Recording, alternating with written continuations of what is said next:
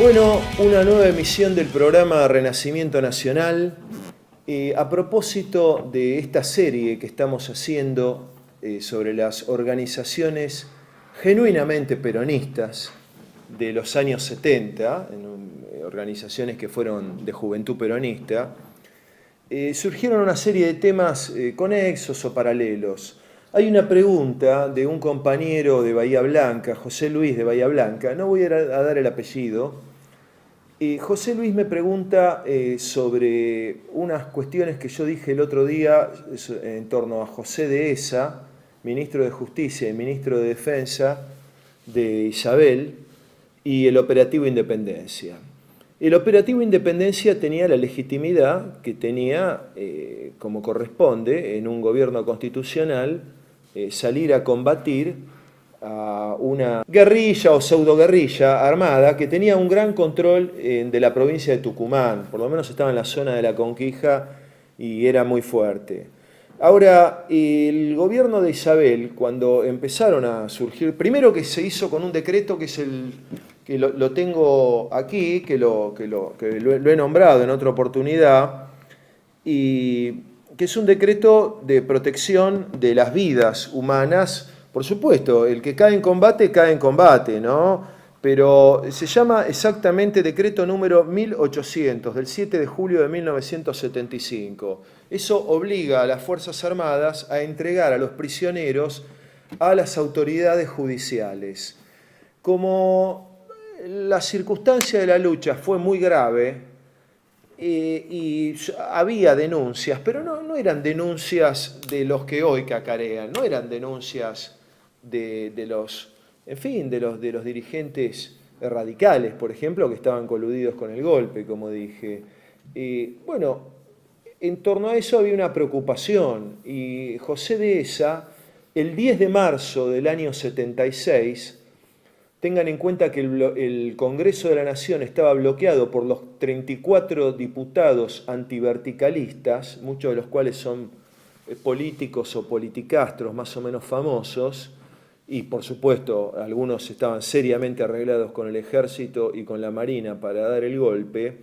José Dehesa presentó un paquete de leyes muy importante a los efectos de que el aniquilamiento del accionar de la subversión se hiciera en la medida de las posibilidades, es decir, cuando caía capturado un subversivo, fuera juzgado, se hiciera protegiendo su vida. Y eso lo presenta en el Congreso de la Nación, 10 de marzo del 76, por orden de Isabel Perón, y eso contempla un juicio sumarísimo. En el primer día, el detenido debía hacer su descargo, había 5 días para su legítima defensa, derecho sagrado a la legítima defensa, 5 días para presentar pruebas, y en el 6º día, juicio sumarísimo, venía la condena, que la condena máxima era la condena a prisión perpetua, no contemplaba la pena de muerte, que suele ser irreparable. Por supuesto que eso no le interesaba ni a las organizaciones armadas ni a nadie. Quiero salvar la dignidad, el honor y el sentido del derecho que en las peores condiciones, es decir, cercado por una operación de pinzas extranjera, porque estaban los norteamericanos, los soviéticos, los británicos detrás, recordemos el incidente Shackleton, interna, ¿no? Las Fuerzas Armadas, los partidos políticos, buena parte del sedicente peronismo, y ni hablemos del sindicalismo, pero en las peores condiciones el gobierno de Isabel Perón buscó combatir a la guerrilla con la ley en la mano y evitando la barbaridad que se hizo luego, que fue tirar gente al mar y cosas de ese tipo, que no tienen nada que ver con nosotros, los peronistas. Bueno, hoy es 10 de abril y no puedo dejar de mencionar que tanto ayer, con la impresionante movilización de la CGT, CTA, y otras organizaciones del pueblo argentino que salieron a respaldar a los jubilados, hoy hay una huelga general contra la pandilla financiera sionista de ocupación, ¿no? Desde ya nosotros transmitimos toda nuestra solidaridad frente a esa gloriosa huelga general, que es muy importante, a pesar de las defecciones de algunos que siempre están y que mejor no tener en consideración. El pueblo argentino le está diciendo que no a esta política mentirosa de entrega, de injusticia social y de dependencia.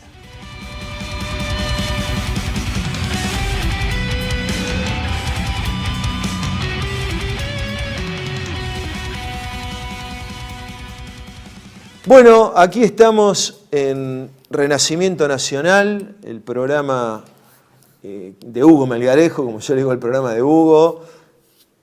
Tenemos dos invitados muy especiales, todos nuestros invitados lo son, pero seguimos con algo muy importante, que es explicar, comentar, poner a la luz la historia de organizaciones peronistas de los años 70, organizaciones, y 60 también, por supuesto, como esta. Organizaciones que fueron originariamente de juventud, casi de adolescencia, en el caso de don Alberto Brito Lima, que era gente muy, muy joven, y que luego, bueno, con los años se fueron transformando en agrupaciones o en organizaciones que tenían ramas juveniles y demás. El tiempo pasó y está la historia, que es la historia de nuestro pueblo. Hoy le vamos a dedicar al comando de organización. Tenemos dos invitados muy especiales, como ya dije. Carlos González, alias El Bona, ¿no? Y Roberto Zurra, Coco Zurra. Bueno, es un honor tenerlos a dos amigos y compañeros, ¿verdad? Muchas gracias. La primera pregunta que le voy a hacer es a Coco Zurra, que es, por cierto, autor de un libro formidable, voluminoso, importantísimo, que es El Comando de Organización de la Juventud Peronista, la verdadera historia, tomo 1. El libro yo he visto que se puede conseguir en Mercado Libre y lo recomiendo vivamente para aquellos que quizá iniciaron su camino en el peronismo por el lugar que fuere, pero que deben conocer la verdadera historia u otras historias que no se le han contado en algunas de esas organizaciones en las que pueden estar o agrupaciones. La primera pregunta se la voy a hacer a Coco y es la siguiente. Roberto, Coco Zurra, ¿cuándo se fundó el Comando de Organización? Bueno, hay una historia, y como toda historia tiene su prehistoria, ¿no? Porque no hay, no hay cuestiones que surjan por generación espontánea, ¿no? Si bien pongo como ejemplo esto, yo con mis alumnos lo hablo en estos términos, yo soy profesor de Ciencias Políticas. Yo nací el 9 de mayo del 52. Ahí comenzó mi historia, pero hubo una prehistoria, que es cuando mis padres se casaron. Y el casamiento de mis padres tiene una prehistoria, que es cuando se conocieron, y así sucesivamente. Comando de Organización, aparecen los compañeros fundadores del Comando de Organización trabajando juntos en los primeros días de enero del 59, en aquella gloriosa huelga del Frigorífico Nacional, Lisandro de la Torre, cuando el frigorífico es primero municipalizado para después privatizarlo. Y gobernaba Arturo Frondizi en ese momento. Y el comando en el Frigorífico Nacional trabajaba Alberto Brito Lima, trabajaba José Malnero, trabajaba el Flaco Lapuente, trabajaba este muchacho que fue senador por Morón, ya me voy a acordar el nombre, Horacio Román, Tortuga Gatica, un muchacho que era muy joven en ese momento y que después lo mata el Partido Comunista en un acto que se hace en el Congreso en el 65. En ese momento se conocen todos los del comando. David Duarte en ese momento no trabajaba en el frigorífico, pero vivían en la zona de Mataderos. Entonces ahí se van conociendo todos, se hicieron fuertes en el Sindicato de la Carne y comienzan a participar de las reuniones en conjunto del primer secretariado de la Juventud Peronista, en donde a Alberto le toca la Secretaría de Organización o el Comando de Organización, porque todo se movía por comandos en esa época, ¿no? Y los que inventaron el nombre fueron los comandos civiles, que eran los civiles armados por los primeros libertarios de la historia, que fue la Revolución Libertadora, porque estos libertarios no inventan nada, son herederos de aquella Revolución Libertadora, y ellos crean los comandos civiles.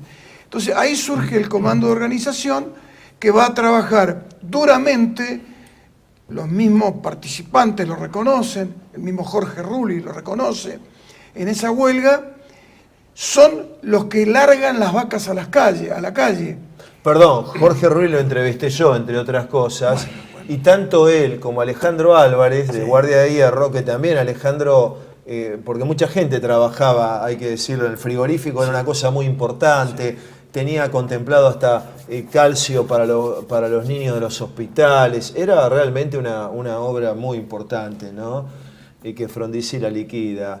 Y el mismo Álvarez me dijo, y Rulli lo recontra ratificó, que la carga militante peronista en la resistencia, en la huelga de Lisandro de la Torre, no la hizo John William Cook, al que no dejaron entrar. No lo dejaron entrar porque había cerrado con Frondizi. La hizo el incipiente comando de organización, ¿no? Con el hermano de Borro, de Sebastián Borro, el mismo Sebastián. Con Jorge Borro, que era el que controlaba el sindicato en ese momento, y él forma parte, si bien no forma parte del comando de organización, era muy amigo de ellos, porque Brito Lima vivía a 3 cuadras del... Yo aclaro esto porque en los programas de historia que se hacían en Canal Encuentro y demás, no sé si tiene tanta relevancia esto, pero José Pablo Feynman decía que Cook era el héroe de la resistencia en el Lisandro de la Torre. Cook tenía heroísmo, sí, previo, pero en el Lisandro de la Torre no a mí me parece un error colgarle medallas que Cook no se merece, porque Cook tiene sus propias medallas que se las ganó. Exacto. Entonces creo que se desmerece a una persona cuando se la quiere hacer cargo, porque Saavedra, que era uno de los delegados, cuando se entera de que el gordo Cook viene hacia el frigorífico, sale, esto está en mi libro, sale a buscarlo y se van a tomar un café al bar Oviedo, que es el que está enfrente, y Saavedra le dice: no entres porque te van a matar, porque los obreros te hacen cargo a vos de haberle llevado a Frigerio al general para firmar el acuerdo con Frondizi, que Frondizi no cumplió. Eso es la prehistoria. Después, en 4 de abril del 64, en el sindicato no me acuerdo si es el de la carne o el de jabonero, que estaba sobre la misma calle, en Avenida Los Corrales, se hace el plenario formal y está el acta formal de creación del comando. Pero el comando ya había nacido en el 59. Correcto. O sea, había nacido al calor de la lucha, donde Exacto. los compañeros se fueron conociendo, ganando Exacto. confianza. Exacto. Y 4 o 5 años después deciden vamos a formar formar la organización. Exacto. Perfecto. Hay un dato de los años 60 que es notable, ¿no? Porque también está eso en la historia verdadera de la juventud peronista. Y le quiero preguntar a Carlos, hay una elección en una reunión de Juventud Peronista años 60 en la que se vota por la conducción, ¿no? Donde se eligen los comandos justamente, comando de organización, comando de esto, comando del otro, y la conducción. Y todos los grupos de juventud le ganaron por un voto al comando de organización de Alberto Brito Lima. Contanos esa historia. Bueno, mira, yo esa historia no la tengo claro, porque bueno, sé lo que me decís Empezamos vos. mal. Sé lo que me decís vos, así, los pormenores en general están en el libro de Coco, y Coco por ahí lo puede contar mejor. Yo lo que te puedo decir es que yo empecé a militar a partir de fines del 72, 73, pero antes de eso, 72, fines del 72, sí, de Perón, que estaba toda la ebullición de que vino Perón después de las elecciones, sí. Y bueno, yo iba a un lugar, vivía en Vicihidalgo, una localidad que está al fondo de San Martín, sí. Que es colindante con Boulogne, y había un bar, Zarratea de Arragueira, donde se juntaban los muchachos que decían que era de la juventud peronista. Y bueno, yo iba a ese bar y escuchaba. Y bueno, yo quería ser de la juventud peronista porque bueno, venimos mis familiares, mi abuela, le escribió una carta a la Fundación Evita, y a través de la Fundación Evita mi papá ingresó al correo, y y cuando lo nombraron como mensajero fue al pueblo donde estaba mi mamá, así que conoció a mi mamá. Y nací yo dentro de todo gracias al peronismo. Bueno, nosotros también, ¿no? Así que bueno. Y entonces, en el 20 de junio del 73 fue el primer acto que fui, que me llevaron. Lindo acto. Debuté. Pero yo antes de todo eso quiero comentar algo, que a vos no te va a gustar. Cuando comenzó la democracia en el 83, todos los 20 de junio,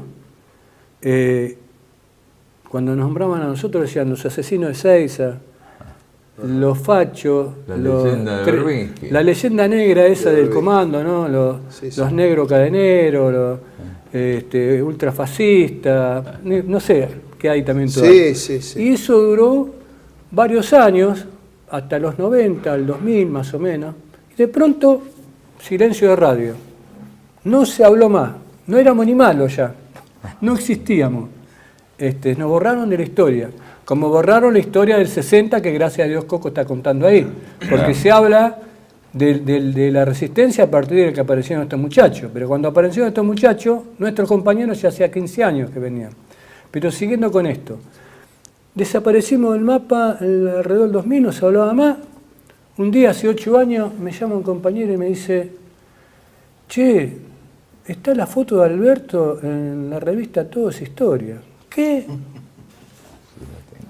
Voy al kiosco, compro la revista, ¿viste? Efectivamente estaba la foto de Alberto en tapa, aparte. Sí. Estaba el gallego Álvarez. Con el gallego Álvarez. Justo había muerto Alejandro, claro, por eso. una sorpresa, ¿viste? Y más que aparezca en la tapa. Pero me llevo otra segunda sorpresa, que no hablaban mal, que era objetivo. Digo, ¿qué está pasando acá?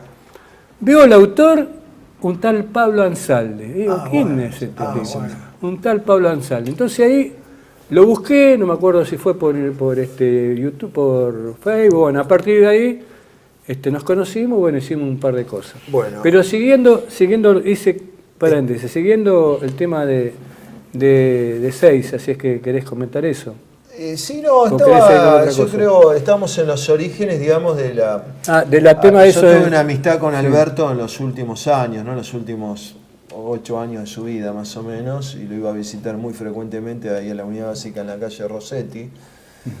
Y bueno, y ahí he escuchado muchas cosas, lo he grabado, él tenía problemas de salud, también hay que decirlo, fruto de sus luchas, no de otra cosa en general. Y bueno, él me cuenta que él inicia en un tranvía, cosa que está reflejada en el libro, quiero recordar, lo leí el año pasado. Él compró un sellito y empezó Viva Perón, solo casi, digamos. Bueno, solo significaba con algunos amigos, ¿no? Que fueron apareciendo, pero realmente de muy, muy joven. Y me interesa destacar eso, porque fue, como vos decís, un hombre muy atacado también por el régimen, falaz y descreído, como decía Irigoyen. Entonces, en los años 60, ¿qué más podés decir, Roberto? Bueno, la primera ruptura grande que se produce en la juventud se produce el 25 de marzo del año 60, cuando un grupo de dirigentes de la juventud peronista, a donde estaba Jorge Rulli, los hermanos Rearte, El Cadri, Felipe Vallese, toda la plana mayor de lo que fue la primera juventud peronista, deciden tomar un destacamento de la aeronáutica que estaba en Ciudad Evita. Sí. 25 de marzo a la noche. Alberto Brito Lima y Becci Fortunato, sí, que después fue la esposa de Jorge Rulli, se oponen a eso porque dicen que es descabellado y que además iban todos juntos. Si caían en cana todos juntos, quedaba descabezada la plana mayor. Y además llevaban unos brazaletes que decían Juventud Peronista, que había hecho Becci para otro acto. Estaba el Petizo Espina también en ese Héctor Espina, a quien rendimos homenaje, ya fallecido. Los hermanos Rearte, que creo que lo nombré, estaban todos. Sí. Entonces, bueno, al no transigir y seguir adelante, Becci y Alberto se bajan del colectivo y ellos van y producen este suceso. El día 25 de marzo. Este hecho que yo te voy a contar, nunca me lo contó nadie, está en el libro, así como te lo voy a contar. Yo durante muchos años fui a homenajes que se le hicieron a Tito Bevilacqua, pero al otro día de ese incidente, de ese asalto que se produce en un cuartel de la Armada, de la Aeronáutica, un cuartel muy pequeño de la Aeronáutica en Ciudad Evita. Al otro día amanece muerto un dirigente de Ciudad Evita llamado Tito Bevilacqua, que estaba haciendo el servicio militar creo que en Azul. En Azul. Eh, Que había hecho una parada militar de homenaje en la casa donde se supone que nació el general Perón, en Lobos. Porque el 27 iba a haber elecciones, entonces ellos fueron a custodiar las urnas. Y cuando hacen un desfile, un desfile militar cortito, pasan frente a la casa del general. Tito Bevilacqua dice: saludo uno a la casa del general, y al otro día amanece muerto. Bueno, ahí se produce la primera ruptura que va a explicar muchas cosas que tienen que ver con todos los 70, ¿no es cierto? Ya que, como vos bien titulás en tu libro, los 70 a fondo. Ahí se produce la discusión porque Brito Lima cuestiona el hecho de que la juventud peronista en ese momento, el movimiento peronista, no podía enfrentar por las armas a un ejército de línea, claro, que controlaba las 3 Fuerzas Armadas, la Policía Federal, las policías provinciales, la Gendarmería, la Prefectura, hasta los Boy Scouts controlaban. Y además tenía todo el poder internacional y el poder de la banca, el poder de los medios. Entonces lo que había que hacer era lo que Perón ya había indicado: hacer la guerrilla a los Güemes, pegar donde duele y retirarse, pegar donde duele y retirarse. Y tenía mucha más resonancia un levantamiento de vías de tranvías o de trenes en el centro de Buenos Aires que tomar un cuartel en Ciudad Evita, que no era lo que es ahora Ciudad Evita, ¿no? Llegar te costaba 2 horas, era el campo eso. Ahí se produce la primera. Sin contar que había una buena base de soldados y de suboficiales que eran peronistas. Eran nacionales, por supuesto. Exactamente. Así que ahí se produce la primera gran ruptura que va a transitar todos los 70. El Comando de Organización no fue una organización armada, a diferencia de Montoneros que se transformaron en un ejército. Los Montoneros tenían teniente, subteniente, sargento. Ellos habían creado toda una jerarquía militar. Sí. Habían hecho prácticas de tiro, están las fotos de ellos haciendo prácticas con Arafat, haciendo prácticas en Cuba, en el Líbano, en todos lados. Bueno, el Comando de Organización no. Nosotros no fuimos una organización armada. Había compañeros que andaban armados, pero a mí me era muy incómodo, porque ir al laburo, ir al taller con el arma era una cosa muy incómoda, ¿no es cierto?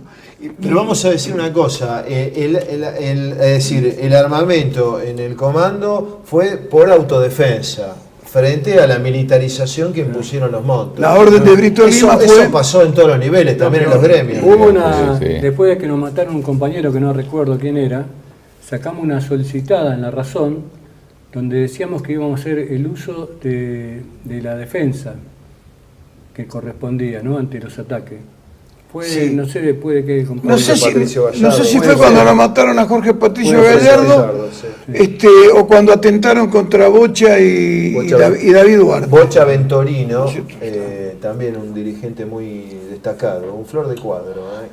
Bueno, y la otra ruptura se produce en el 63, cuando en el sindicato del calzado de la calle Yatay se hace un plenario y se juntan todas las agrupaciones de la juventud peronista en contra del Comando de Organización, con la consigna que los de Tacuara no votaran porque ellos se definían como nacionalistas, no como peronistas. Y esa es la elección que el Comando pierde por un voto. Con los votos de Tacuara. Con 4 votos de Tacuara que eran de Ituzaingó, cuyos nombres están en este libro, porque el compañero, que ya me voy a acordar el nombre, de Ituzaingó, me pasó los datos porque él iba al colegio con los pibes y sabía que eran de Tacuara. ¿Cómo fue tu incorporación al comando?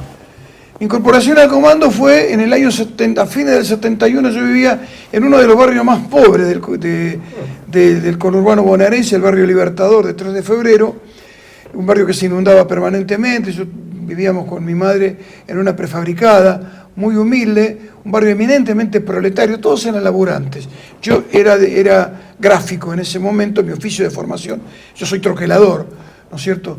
Y bueno, entonces llegaron un grupo de chicos y chicas repartiendo volantes de la juventud peronista. Yo pensaba que eran montoneros, porque en ese momento, sí, montonero, digo esto, después seguimos hablando de esto, fue una bengala que iluminó mucho durante muy poco tiempo. Duró 2 años, 3 a lo sumo, y en ese momento ellos habían secuestrado a Aramburu, estaban en todos los diarios, Perón hablaba de ello. Bueno, entonces me vienen a buscar y yo no les doy bolilla, porque yo tenía distintos planetas que me invitaban a sus respectivas órbitas. El trabajo, el picado de todos los días que jugábamos al fútbol y los bailes, las chicas. Eso era lo que me convocaba a mí, ¿no es cierto? Así que vinieron durante mucho tiempo y a principios del 72 me van a buscar a la cancha grande. Claudio Ferreira me va a buscar, que hoy tiene un taller de compostura de calzado en Paso del Rey, y va con 2 chicas, las 2 con minifaldas, a una cancha donde habíamos 22 monos de 20 años. Bueno, no pasó nada, porque en aquel entonces más que un chirrido y eso, no pasó nada. Y cuando volvemos a mi casa, ahí yo lo cuento en la introducción del libro, definitivamente me incorporo al comando de organización a principios del 72, y bueno, y ahí comienzo a militar y me doy cuenta de que había otras estructuras, además de montoneros. Claro. Otras estructuras que venían luchando, como dice Carlito, hacía 15 años por el retorno de Perón, ¿no? ¿Y qué forma organizativa tenía el comando? ¿Eran, digamos, un jefe de zona, digamos, con grupos celulares? El comando de organización, como Perón enseña en conducción política, divide su conducción en 2 partes, la conducción estratégica y la conducción táctica. La conducción estratégica tenía un jefe que era Alberto Brito Lima y un cuadro central que integraban compañeros que tenían una larga trayectoria de lucha en el comando y conocimientos específicos. Y después tenía agrupaciones donde se juntaban los distintos distritos, la agrupación sur, la agrupación norte y la agrupación centro, que era la que integraba 3 de febrero, La Matanza, Morón, bueno, distintas, digamos, distritos del conurbano bonaerense. Esas eran las unidades tácticas, y las localidades o barrios eran subunidades tácticas. Esa era la estructura de conducción que tenía el trabajo. Y la estructura de formación era a través de las clases que nos daban los compañeros que sabían más que nosotros, fundamentalmente Pedro Victorio Bevilacqua, y en cada distrito había alguien que organizaba las clases, y la estructura sustantiva de formación era el trabajo. Había que trabajar, enrollar murales, preparar engrudo, sellar mariposas, pegar afiches, atender las unidades básicas, vender rifas. Era el trabajo, había que trabajar. Nosotros no cobrábamos ni teníamos recursos, por lo tanto hasta teníamos que poner la plata para hacer el engrudo, claro, para comprar las brochas, ¿no es cierto? Esa era la estructura de formación del comando. Bien interesante. Un compañero muy capacitado, el compañero que nombró Bevilacqua. Sí, sí, es una de las mentes más lúcidas de su generación, ¿no es cierto? Yo supe de discusiones de él, están en el libro, con el padre Mujica y con distintos agonistas de aquella generación, y Pedro tenía, además de ser un excelente poeta lunfardo, una excelente persona, un excelente humor. Bueno, vivimos con Carlitos, compartimos muchos años, los años de la dictadura, acompañándolo a Brito Lima, y del cuadro central originario, el único que había quedado acompañándolo a Alberto era el Locotiqui, Bevilacqua, ¿no? Quiero hacer una pregunta sobre dos temas clave, ¿no? Uno primero, que es cuando Alberto entra a la calle Chile, donde estaba la gente Paladino y demás, que estaban preparándose para lanzar la fórmula con Lanuse, y bueno, él recibe un balazo, eso me lo cuenta él, y bueno, era evidente, además que tenía varios balazos en el cuerpo, el pobre. Digo pobre en el sentido de la salud, no en otro sentido, ¿no? Porque tenía mucha fuerza espiritual hasta el tramo final. Y bueno, contá ese incidente, la circunstancia en la que se da, lo que era verdaderamente un jefe de Juventud Peronista y un dirigente político. Bueno, casualmente en la... Años 71. Noviembre 71. Noviembre 71. 11 de noviembre 71. 11 de noviembre. Casualmente en la anterior edición del programa, sí, estuvieron hablando de eso. Y cada compañero dio cómo fue la situación en la que estaba, en la que Paladino pasó a ser de delegado de Perón ante Lanuse, de Lanuse ante Perón. Entonces, ellos se habían apoderado del local de la calle Chile, que La calle funcionaba la rama femenina, que creo que Juanita Larrauri era que había quedado a cargo de eso. La toman con la Policía Federal, con algunos miembros de compañeros que estaban apoyando ahí en ese momento. Y bueno, se toma la decisión de tomar la calle Chile, ¿no? Que era en la que participaron 5 compañeros que entraron, porque era un pasillo muy largo. Alberto La Cabeza, junto con Evaristo Fernández, que creo que en el libro vos no nombrás a Evaristo, pero Evaristo estuvo, porque eran 2 hermanos, el Ricardo y Evaristo. Entonces, Alberto decía que tenía que ir uno solo, ¿no? Entró Evaristo, entró Pedro Salto, compañero que recibió 5 balazos, que aún vive, tiene 80 años, un compañero que sigue.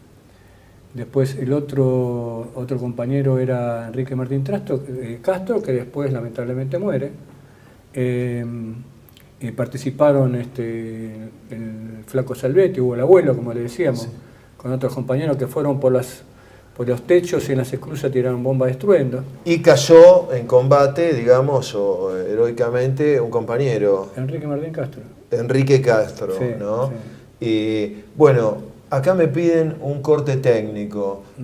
Antes de pasar a ese corte, tengo que aclarar que esa operación que encabeza Alberto Brito Lima con su físico es la que en gran medida aborta el lanzamiento proclamado para esos días de un entente provoca la renuncia de Paladino. Entre Paladino y Lanuse, ¿no? Que iba a lanzar su alucinante y alucinada candidatura presidencial. La carta de Perón avalando todo esto, ¿no? Perfecto. Pasamos al corte.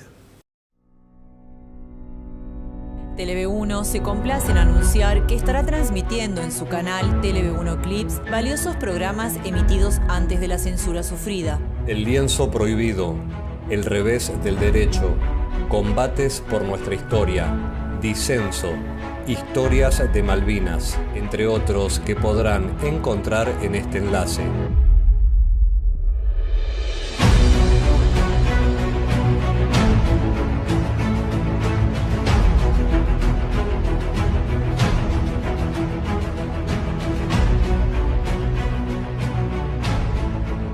Agradecemos su aprovechamiento y difusión. Bienvenidos a CEPA, Centro de Estudios del Pensamiento Americano. Nuevo sitio web de cursos de formación en política, filosofía, historia, literatura, geopolítica, religión, psicología y más. Cursos de formación que reflejan el verdadero pensamiento americano. Lo invitamos a elegir el curso de su agrado ingresando en www.cepa.la.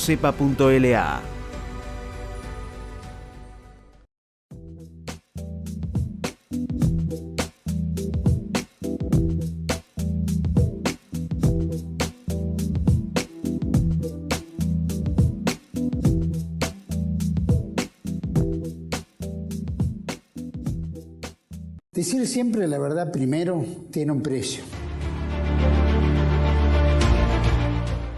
Dependemos de tu ayuda. Televe1, toda la verdad primero.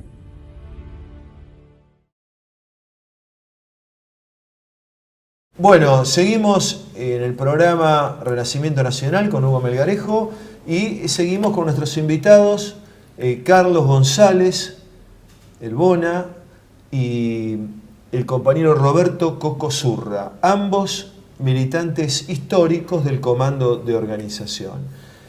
Durante muchos años en los medios de comunicación se repitió la mentira que escribió Horacio Berbisky, que en rigor, según a mí me lo dijo y lo tengo grabado, Roberto Perdía, en paz descanse, en realidad eso lo hace Rodolfo Walsh, jefe de inteligencia de Montoneros, donde se achaca a Brito Lima y al CDO, pero a Brito Lima en particular, de hecho hubo unos afiches y demás que hicieron los montoneros en esa época, yo voy a decir lo siguiente, porque ahí es para desarmarlo, por la violencia en Ezeiza, el 20 de junio del 73, no le voy a poner el nombre que le pusieron ellos. Roberto, vos que sos historiador, Contá tu experiencia práctica más lo que has... Mi experiencia práctica es que yo fui citado el 18 de junio al Hogar Escuela, en donde tenía que juntarme con otros compañeros con la exclusiva orden de no ir armado. Los compañeros del comando te cacheaban cuando vos entrabas para que estuviera clarito de que no teníamos armas. ¿Para qué nos reunimos ahí? Porque el día 20 de junio a la mañana salimos todos a hacer cadena brazo con brazo, porque ya se sabía que montoneros y la tendencia iban a venir por la 205, contrariando el acuerdo al que se había llegado de no entrar por ese lado. Que era la zona de evacuación de Perón en caso de atentado o algo así. Punto 2, el comandante en jefe de las Fuerzas Armadas en ese momento era Héctor J. Cámpora, comandante general del Ejército. El jefe de el presidente de la Nación. Presidente de la Nación. Ellos controlaban la Policía Federal, controlaban la Policía de la Provincia de Buenos Aires. Ministerio del Interior, ¿no? Así que el Ministerio del Interior, el Gordorrigui, y el mismo Perón dice que de haber habido policía no hubiese pasado nada de eso. Ahora, Alberto, hay que aclarar, ¿qué pasó con Alberto ese día, el 20 de junio? Casualmente el otro día... ¿Qué pasó con Alberto? ¿Dónde estaba el 20 de junio? Alberto venía con Perón en el avión. Venía en el avión, Brito Lima, eso es lo que hay que decir. Entonces, ¿qué responsabilidad podía tener? Y justo el otro día, viste, en esas charlas que se arman en los chats de WhatsApp, uno me dice, Brito Lima, pues le hice un homenaje porque el 31 cumplió 85 años de su nacimiento. Su natalicio. Y el 1 de marzo. Y en el Facebook uno me pone, ¿cuál? ¿El de la emboscada de Seiza? Claro. Entonces yo le digo, escúchame, se ve que no estás informado porque Alberto no estaba en Ezeiza, Alberto venía en el avión con Perón. Nosotros en el caso mío, yo fui también un día antes, dormimos en el Hogar Escuela, y yo quedé justo en el medio de la cadena humana que hacíamos, porque era un semicírculo y ahí iba a descender el helicóptero con Perón. Pero hay otro dato que da acá el compañero, el compañero que estuvo... Néstor Calderón. Que dice claramente que se había juntado con Ventura, que era de la JUP, creo, sí, y que le había hecho unos planitos y que decían que iban a ocupar el palco. Sí, ahora las víctimas eran ellos, se pusieron como víctimas, pero ya estaba planificado la toma del palco por parte de ellos. O sea, esa es la realidad. Y bueno, ahí nosotros lamentablemente perdimos un compañero, que era Rogelio Acuesta, que era un compañero ferroviario de Chascomús. Era un catango de la vía, sí, muchacho muy humilde. Bueno, catango es la gente que trabaja con las piedras en el ferrocarril, en la vía, claro. En la vía, gente de vía y obra. Gente de vía y obra. Bueno, y a partir de ahí, yo al otro día, que yo recién comenzaba, yo creí que la Juventud Peronista era una sola cosa, ¿viste?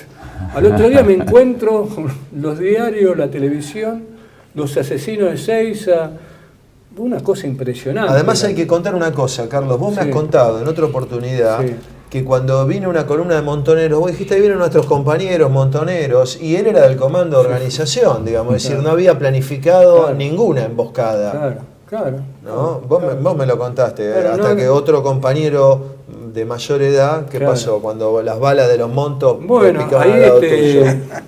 Otro ejemplo de cómo actuaban los compañeros mayores, ¿no? Cómo cuidaban a los chicos. En pleno tiroteo donde estábamos nosotros, las balas venían y pegaban a 2 o 3 metros. Y el negro Domingo Ríos, un ex boxeador, que me recluta y el que me puso el nombre de Bonafide junto con Luisito Sacomani, pues trabajaba en Bonafide yo. ¿El partido de la costa, Luisito Sacomani, no? No, de San Martín. San Martín. Luisito fue, para los que dicen que el ejército nos dio un techo de protección, fue chupado por el ejército. Sí. Bueno, eso es otra historia, si querés la contamos. Sí, pero para terminar el tema de Seiza, ¿no? Sí. El compañero nos cubría a mí, a su señora, con su cuerpo, del lado donde venían las balas. Ese eran los compañeros, cómo cuidaban a los chicos más chicos. En cambio, los montoneros, o Leler, vemos en los ataques que hubo a los cuarteles, chicos y chicas de 16 años con ametrallador muriendo, en el ataque a los cuarteles. Esa era otra de las diferencias que teníamos nosotros con esta gente. Son ejemplos claros y contundentes, ¿no? Y bueno, a partir de Ezeiza nos quedó ese aditamento, los asesinos de Ezeiza. Claro. Que bueno, que los hechos demuestran que no fue tan así, ¿no? Sin duda. Bueno, tendremos que ir a la etapa del golpe, como el gobierno de Isabel. El gobierno de Isabel. ¿Qué nos pueden comentar de esa etapa del comando de organización? Bueno, el comando de organización jugó todo en la defensa del gobierno de Isabel. A los pocos meses de morir Perón, creo que en septiembre del 74, Montoneros pasa a la clandestinidad. Pasa a la clandestinidad para producir el golpe de Estado. Las condiciones para el golpe de Estado, claro. Es un movimiento criticado por Rodolfo Walsh, en su carta, la autocrítica que le hace a Montoneros, ¿no es cierto? Porque la conducción de Montoneros pensaba que producido el golpe de Estado el pueblo se iba a replegar a Montoneros. Y lo que Walsh dice, que él era el jefe de inteligencia de Montoneros, que los pueblos se repliegan hacia lo que conocen. Y el pueblo argentino se replegó hacia el peronismo, no se replegó hacia Montoneros. Entonces, muerto Perón, iniciado el gobierno de Isabel, el mismo día que muere Perón se disuelve Guardia de Hierro. Sí. Montoneros pasa a la clandestinidad. Al poco tiempo. Encuadramiento ya había sido prácticamente devastado, porque Encuadramiento tenía una formación fundamentalmente en las universidades.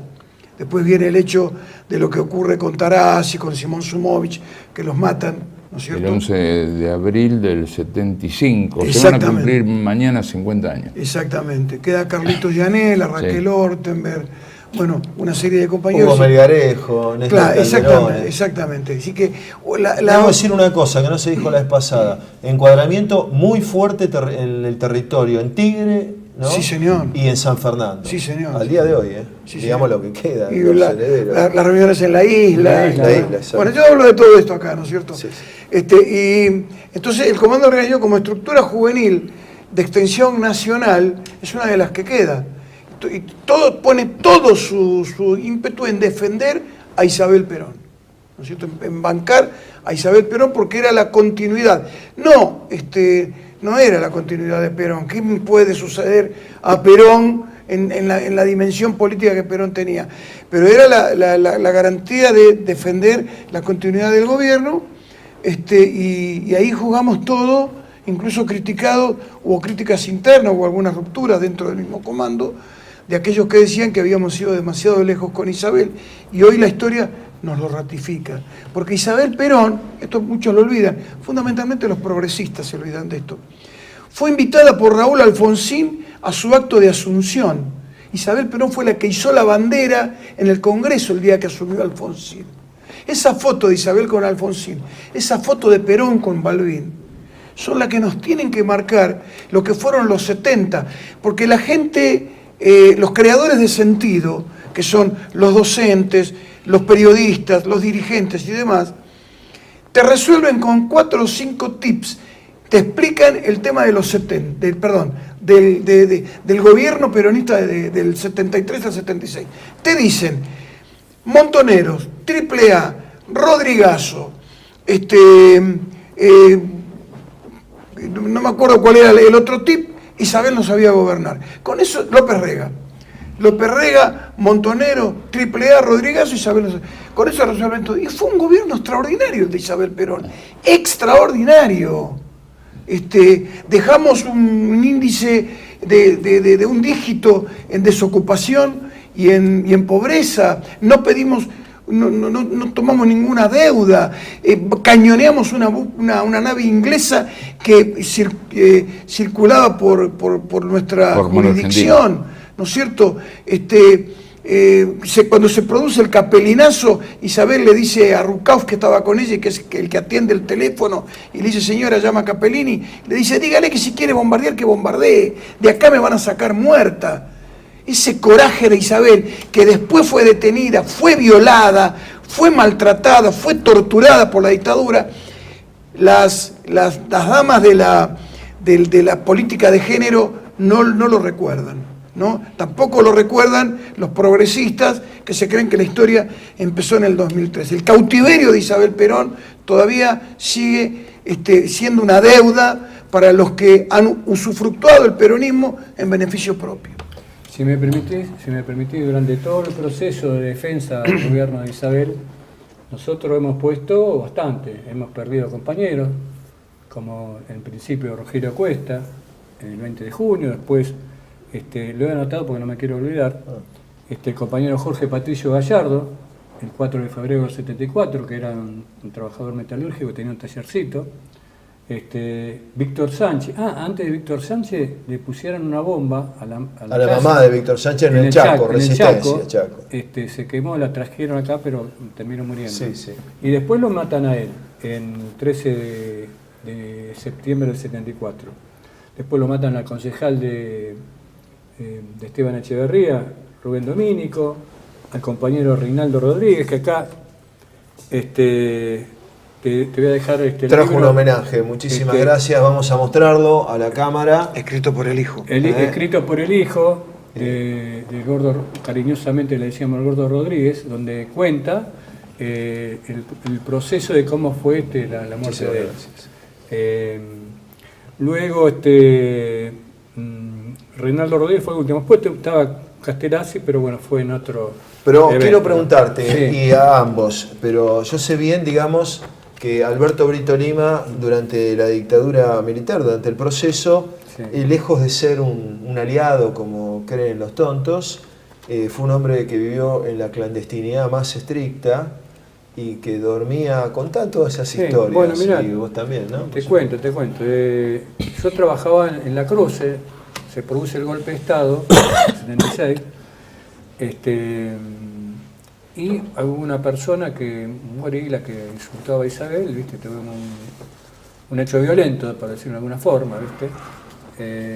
Y el jefe de personal, que era peronista, me dice, mi hijo, lo voy a mandar a la Barriada de Artigas un tiempo. La Barriada de Artigas es una estación de ferrocarril que está enfrente del cementerio de Chacarita. Donde termina, metro, donde claro. termina. Es Donde termina el cementerio. Claro, termina el cementerio cementerio. británico. Viene la Claro. estación La Croce, que es la central, lo digo para la gente del interior del país. Y a un digamos. kilómetro, una cosa así. La primera estación La de La primera Croce. estación es Artigas. Bueno, me manda ahí. Que tiene un lindo nombre, dicho sea de paso. Sí, vos es que sí, está al gusto de Artigas. Antes que ahí. Urquiza, Sí, sí. Bueno, se produce el golpe de Estado y bueno, entran a detener la mayoría de las personas que eran cercanas a Alberto, toda la Marina. Exacto. Por ejemplo, el secretario general, nada menos que de la Unión Ferroviaria, Esteban Rolando, fue secuestrado por la Marina y tratado con los peores tormentos. Y lo mismo debo decir, porque fui amigo de ella, de Rosa, de allá del barrio Rivadavia, que también fue torturada, ya fallecida, una gran compañera, que rindo homenaje. Bueno, y a la madre de Alberto se la llevaron. A la madre de Alberto. Que le dijeron, a la madre de Alberto le dijeron, no, porque la queremos cuidar para que los montoneros no la maten. Sí, claro. Y después que no dijo nada, la torturaron. Y innumerables compañeros que fueron torturados, que querían saber dónde estaba Alberto. Lo único que pedían era dónde estaba Alberto. Cuando sale Esteban Rolando, yo lo voy a ver en un bar, y Esteban era una persona morruda, rellena, y cuando yo me lo encuentro era piel y hueso. No me digas. Piel y hueso. Y me dice, Carlito, no tenés idea cómo me torturaban, lo habían estaqueado, desnudo, y lo único que querían saber era dónde estaba Alberto. ¿Dónde estaba Alberto? Me dice, creo que lo cuenta Coco en el libro, porque se lo conté a Coco. Sí. Y no sé, eso no se lo conté a Alberto, porque me lo dijo, lo conté después de que falleció. Me dice, mirá, en un momento dado que yo ya no daba más, creí que me moría, lo vi a Jesús. En el tormento que estaba sufriendo, en el sufrimiento, ¿no? Y que eso le dio vitalidad como para seguir adelante. Bueno, lo liberaron y bueno, después que fue liberado, al tiempo lo llevamos a la Barrera, porque la Barrera pasó a ser un centro de operaciones. No, y además el dormitorio de Alberto perseguido, ¿no? Claro. Que iban en bicicleta a la barrera, a tu casa, a la Sí. casa de Rosa. O sea, era así, la barrera era una estructura de material que estábamos arriba y abajo estaba el baño, ¿no? Y bueno, yo tenía 3 turnos ahí. O sea, cuando trabajaba de mañana, salía de trabajar y bueno, iba, por ejemplo, a ver a los compañeros. Me iba, por ejemplo, a Florencio Varela, donde estaba el ruso Sor, que era el responsable de la unidad táctica de ahí, que se lo habían chupado la gente de Gordon. De Aníbal Gordon. La gente de Aníbal Gordon, zafó de esa. Después de ahí me iba a Ciudad Vista, por ejemplo, y me quedaba en la casa de los hermanos García. Éramos una familia. O sea, nosotros comíamos y dormíamos en las casas de los compañeros. Todo en circunstancias de persecución. De persecución, quiero señalar, claro, porque estaba- claro. Después de ahí me iba, por ejemplo, a Morón a verlo al Cabezón Lelio. De ahí me iba a Moreno a ver al compañero El Toba Gutiérrez. Ibas a la casa de Coco también, que estaba Coco, la mamá. ¿no? con Coco después del Alberto. golpe estuvimos viviendo juntos. Sí, sí. Estuvimos se viviendo nota. juntos en un ranchito ahí de Loma Hermosa. Si llovía más adentro, cuando llovía teníamos que salir. No, y si llovía más adentro que no, afuera. nos poníamos unos Plásticos. para no mojarnos. Sí, sí, sí, sí. Es Este, decir, hay que remarcar que Alberto Brito Lima estuvo durante a diferencia, por ejemplo, de la dirigencia del Partido Comunista Argentino, ¿no? Por ejemplo, estuvo en un estado de persecución permanente por las Fuerzas Armadas. pero aparte, la directiva que tenían las fuerzas era asesinarlo. Fusilarlo en el lugar, Donde lo sí. encontraran. Donde encontraran a fusilarlo. Quiero decir una cosita respecto de Esteban, de Rolando. Cuando Rolando el 24 de marzo Rolando va a la Unión Ferroviaria, él era el presidente de la Unión Ahí Ferroviaria. casi independencia. Después se quedó, claro. Y la mujer, esto me lo contó la mujer a mí, que cómo vas a ir, y de golpe de estado, y dice, no, es mi lugar, tengo que ir, es mi lugar, yo tengo la responsabilidad de ir, y va. A media mañana llega una patrulla del ejército, se presentan, le dicen, bueno, vamos a revisar, estaban buscando armas, revisan todo, no encuentran nada, le hacen firmar una serie de actas y se van. Y a la semana llega la patota de la Marina, que fue la que lo detuvo, la que lo destruyó. Cuando él estaba destruido, que le habían roto la nariz, que estaba hecho pelota, lo tiran en una jaula con un grupo de montos y de gente de izquierda que estaba ahí, para que terminen de matarlo. Y cuando los montos lo reconocen y se disponen a hacer justicia, digámosle, a Rolando, a asesinarlo a Rolando, se le interponen 3 compañeros del PC y le dicen a los montos, no muchachos, no es así la cosa. Estos muchachos lucharon limpiamente. Mirá Así qué que si bien. es con él, es con nosotros. Qué bien. Y eso le salvó la vida al Pampa. Qué bien, tres muchachos del Partido Del Comunista. PC, Bueno, exactamente. qué dignidad, eso hay que reconocer. Pero aparte las condiciones que estábamos, porque no había plata, no había dinero. A mí me cuesta mucho hablar de esto. Tranquilo. Estamos hablando de procesos de lucha muy pesados, de gente que puso en su corazón y en su existencia la continuidad de la patria y todo con un gran amor al pueblo, ¿no? Ahí no había especulaciones de estas de las que estamos acostumbrados en los últimos momentos. Pero te quiero Yo le voy a decir, sacar un poco el tema. sí, Terminado el proceso, ¿no? Hay elecciones. Y yo recuerdo que allí Brito Lima es elegido diputado sí. de la Nación. Sí, sí.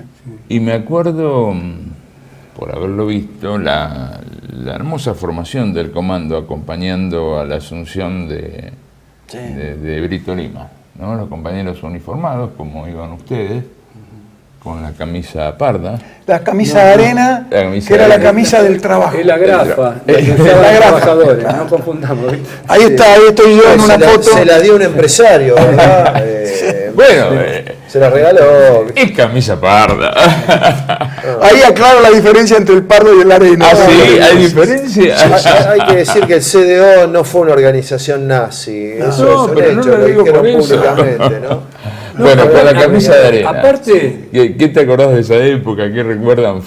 No, yo lo que cuento en el libro es que cuando a mí me recluta el comando de organización, yo trabajaba de gráfico y tenía la camisa arena. Y cuando hacemos el desfile en el Cementerio de Flores, en homenaje a Héctor Lorenzo Gatica, desfilamos y yo desfilo con la camisa, todos desfilamos trabajo. con la camisa del trabajo y la doctrina peronista. Ahora, el retorno de la democracia fue muy traumático, porque el comando de organización seguía sosteniendo el nombre, la membresía de Isabel Perón por el apellido que tenía y como símbolo de unidad, no como continuidad electoral. El comando sabía que Isabel no quería ser candidata. Sin embargo, nosotros la mantuvimos como una especie de jefa del movimiento. Hecho que uno de los que entendió eso, yo participé de algunas reuniones de Alberto Brito Lima con Lorenzo Miguel, fue Lorenzo Miguel. El hecho de proteger a Isabel Perón, y nosotros si tenemos que hacer una interna la vamos a hacer por nuestro lado. Pero el comando de organización se jugó a morir por Isabel Perón, otra vez en esa patriada, de la cual yo no estoy arrepentido.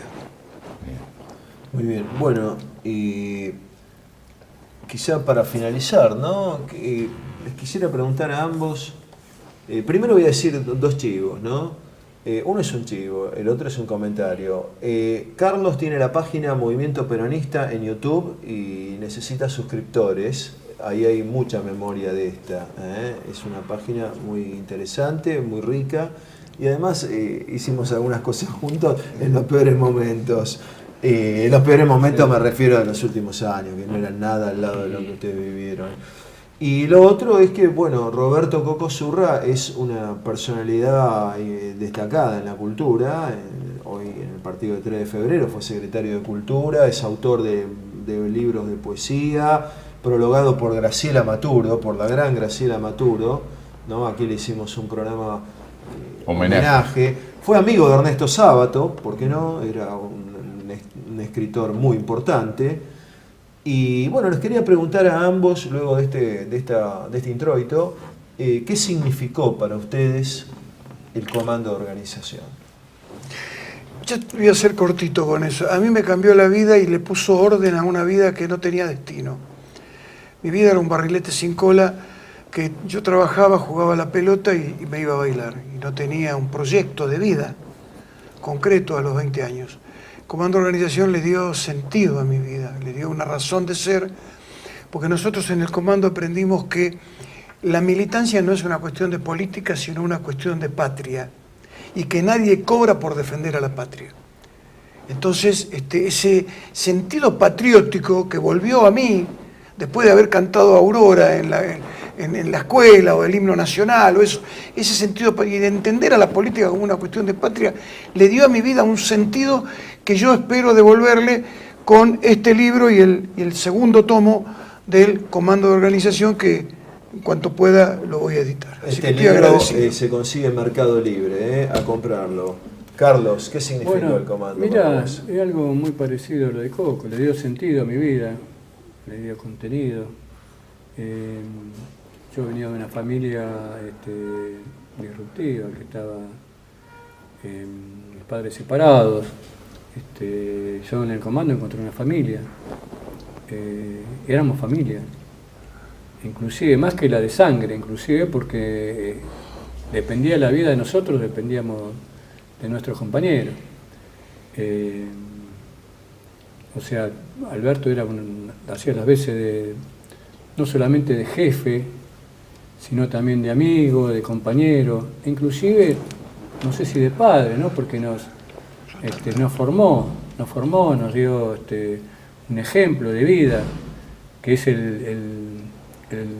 que hablaba Perón, que era la del sentido heroico de la vida, la de dar todo a cambio de nada, cosa que hoy eso es muy difícil, ¿no? Y hay muchos compañeros que lo dieron todo, y Alberto dio la vida minuto a minuto durante toda su existencia. Y también nos enseñaba de que la primer pelea que tenemos nosotros no es afuera, es adentro. Es la lucha que tenemos dentro nuestro para hacer prevalecer al hombre de bien. Y Perón dijo que al movimiento peronista solo lo harán triunfar los hombres de bien. Y evidentemente lo que nos está pasando actualmente es porque no hay muchos hombres de bien que digamos, ¿no? Lamentablemente. Efectivamente. O no Y si estamos me organizados. me permitís, por lo último, no quiero dejar de olvidar, De recordar. o recordar a compañeros que nos dieron todo. Dale. Que fue en la primera etapa, que lo nombró Coco a Tito Bevilacqua, Sí. el compañero Osvaldo Coco Jiménez, el compañero Héctor Lorenzo Gatica, Tortuga, que también lo nombró Coco, Sí. Enrique Martín Castro, y después compañeros que fueron heridos, como el Turco Asad, Juan Carlos Vanderchuk, el Bocha Venterino, y todos los atentados que hicieron a todas nuestras unidades básicas, la de Casero, innumerables unidades básicas que demuestran que los violentos nos decían violentos a nosotros, pero la realidad era muy distinta. Bueno, ya estamos para el corte del programa. Yo voy a añadir, ahora Yo cerramos, quiero hacer una nota que me lo dijo Julio Bárbaro. Julio me dijo que en esos años, cuando el comando tenía, duros enfrentamientos con montoneros, Alberto Brito Lima le decía: Julio, vos que todavía tenés contacto con los muchachos de Montos, decile que la violencia es un arma de doble filo, como el cuchillo malayo, y que se les va a volver en contra. Esa humanidad tenía Alberto Brito Lima, y quiero recordarla hoy. Gracias, Pablo. No, yo no quería dejar terminar el programa sin recordar que hoy se cumplen 43 años de aquella enorme movilización popular que le dio el sentido a la guerra de Malvinas. El pueblo salió a la calle a decir: vamos contra el imperialismo. Justo el día en que visitaba la Argentina el secretario de Estado de los Estados Unidos. ¿Sí?